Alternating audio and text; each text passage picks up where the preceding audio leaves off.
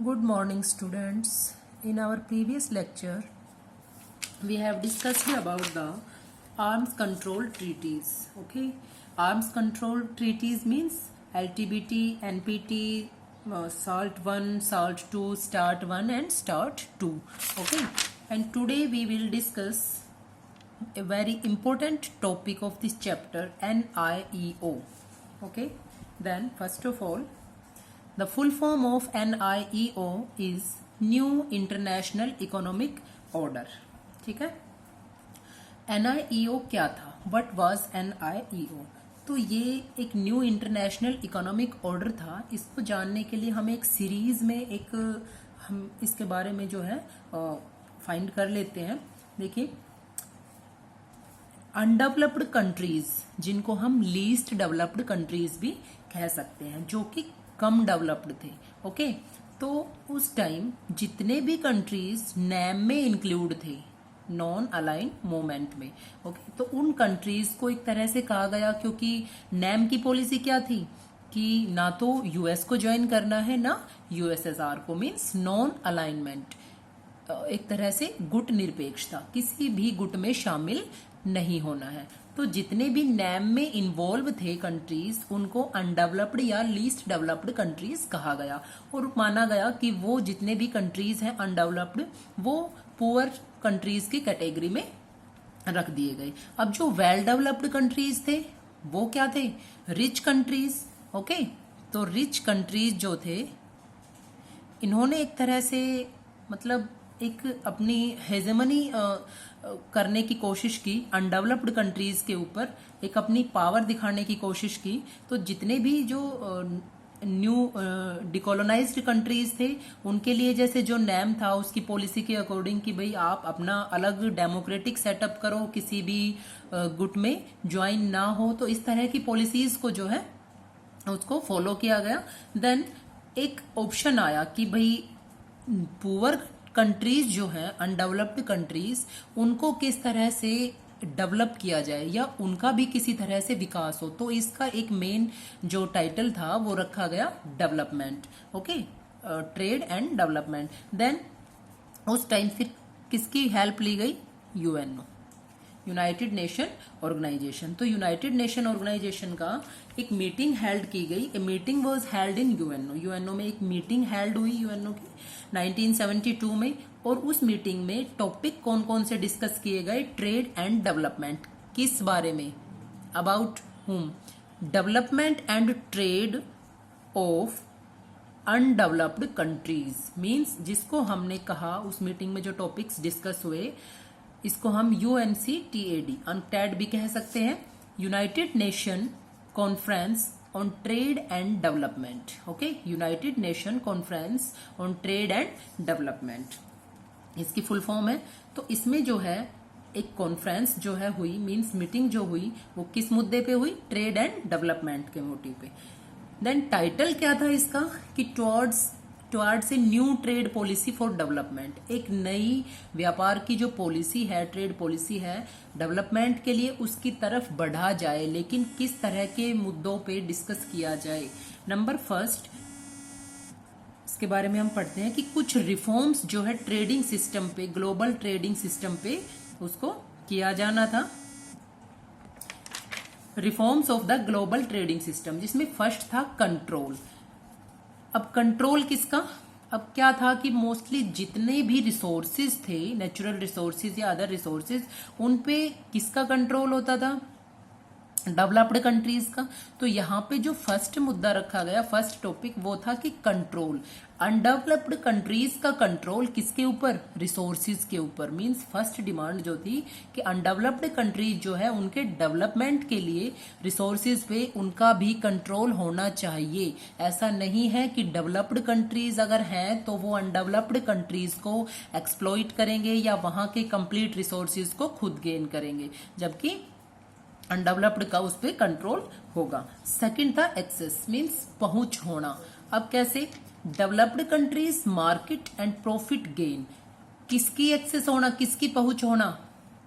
Undeveloped countries की पहुंच होना कहाँ तक, डेवलप्ड कंट्रीज मार्केट। अब क्या होता था कि जो डेवलप्ड कंट्रीज थे वो अपने प्रोडक्ट्स अगर सेल करना चाहते थे तो वो ट्रेड कर लेते थे छोटी कंट्रीज में, मींस अनडेवलप्ड कंट्रीज में, और अनडेवलप्ड कंट्रीज में वो उस चीज को सेल करके बेच के प्रॉफिट गेन करते थे। बट अब ये जो सेकंड जो रिफॉर्म की जो सिस्टम में इंक्लूड किया गया वो था कि एक्सेस होगा डेवलप्ड कंट्रीज मार्केट में, किसका, अनडेवलप्ड कंट्रीज का, और वहां से वो ऑटोमेटिकली प्रॉफिट गेन करेंगे। Means undeveloped countries developed countries की मार्केट में जाके प्रोडक्ट्स सेल कर सकते हैं, वहां उस पर कोई बैन नहीं होगा और ऑब्वियसली वहां से उनको प्रॉफिट मिलेगा। ओके, देन 2 टॉपिक हम कंप्लीट कर चुके हैं।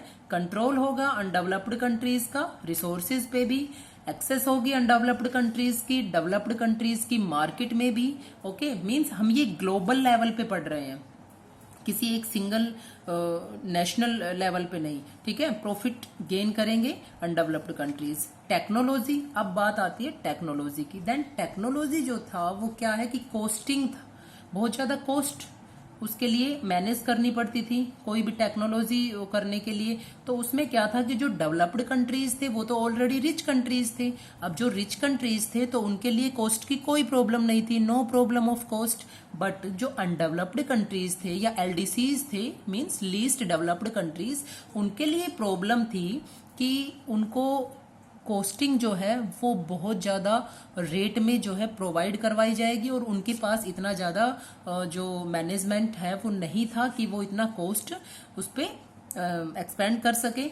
तो इसमें थर्ड डिमांड रखी गई कि टेक्नोलॉजी के लिए कॉस्टिंग एट लो रेट, उनको कम दाम में कॉस्टिंग प्रोवाइड, कम कॉस्ट में प्रोवाइड किया जाएगा टेक्नोलॉजी। ओके, जब उनके पास टेक्नोलॉजी ही नहीं था तो कोई डेवलपमेंट भी नहीं होगा। सो ये मेन मुद्दा रखा गया। देन हम जो टॉपिक डिस्कस कर रहे हैं वो एक तरह से कंप्लीट जो उसका टाइटल है वो क्या है, towards a new trade policy for development.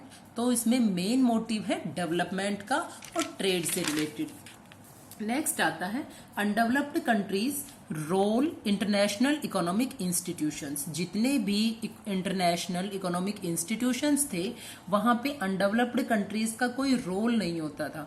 तो इंटरनेशनल इकोनॉमिक इंस्टीट्यूशंस में भी अनडेवलप्ड कंट्रीज का रोल होगा और वहां पे उनको भी इन्वॉल्व किया जाएगा, ठीक है, कि भाई आप भी इसमें अपना शेयर कर सकते हो या आप भी इसको ज्वाइन कर सकते हो। तो ये कुछ टॉपिक्स थे जो हमारी इस चैप्टर का जो ये टॉपिक है NIE हो, इसके बारे में आई होप आपको अच्छे से समझ आ गया होगा। देन एक बार हम फास्ट रिवीजन के लिए कुछ टॉपिक्स कर लेते हैं और आज आपको इसको फेयर नोटबुक में कंप्लीट भी करना है। Then our first topic is cold war.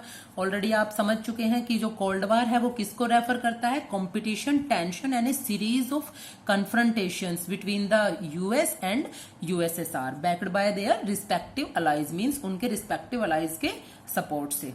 Then ये एक आइडियोलॉजिकल कॉन्फ्लिक्ट था, कोई मैदानी युद्ध नहीं था। सेकेंड टॉपिक जो आता है क्यूबा मिसाइल क्राइसिस, जो हमने एक तरह से अरेनाज ऑफ कोल्ड वार में भी पढ़ा है कि कुछ ऐसे संकट, कुछ ऐसे क्राइसिस जो उस टाइम में एक तरह से उभरे और फिर वो वहीं की वहीं स्टॉप हो गए, थर्ड वर्ल्ड वार में वो कन्वर्ट नहीं हुए। तो क्यूबा मिसाइल क्राइसिस के बारे में भी मैंने आपको प्रीवियस लेक्चर में एक्सप्लेन कर दिया है। ओके, ये एक हाई पॉइंट था जो कोल्ड वॉर का जो माना जाता है हाई पॉइंट। तो क्यूबा जो है अलाय था सोवियत यूनियन का और डिप्लोमेटिक और फाइनेंशियल एड जो है उसने यूएसएसआर से ली थी।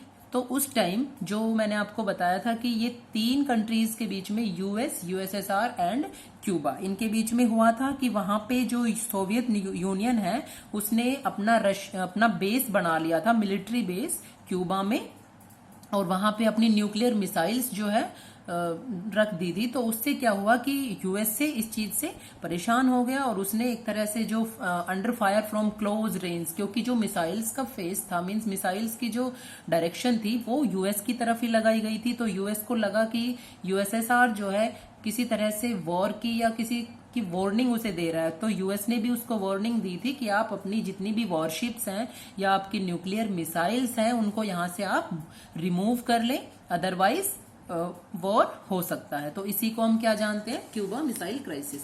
Emergence of two power blocs में क्या आता है, टू पावर ब्लॉक्स का means western alliance and eastern alliance. तो USA and USSR means second world war के बाद two new powers rose on the global stage, जो यूएसए एंड यूएसएसआर। ओके, तो टू पावर ब्लॉक्स ये थे।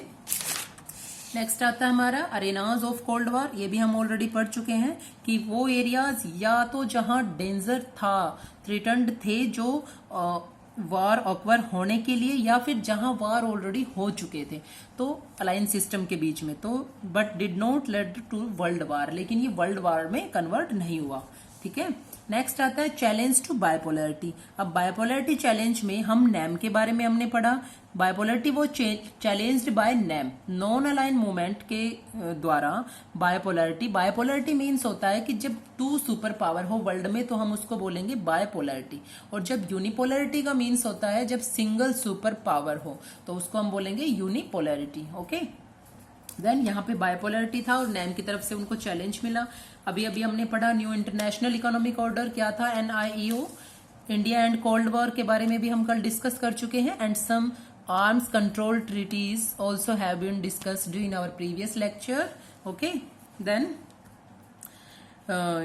Today you have to do this work in your fair notebook, like notes and question answers. Okay, thank you.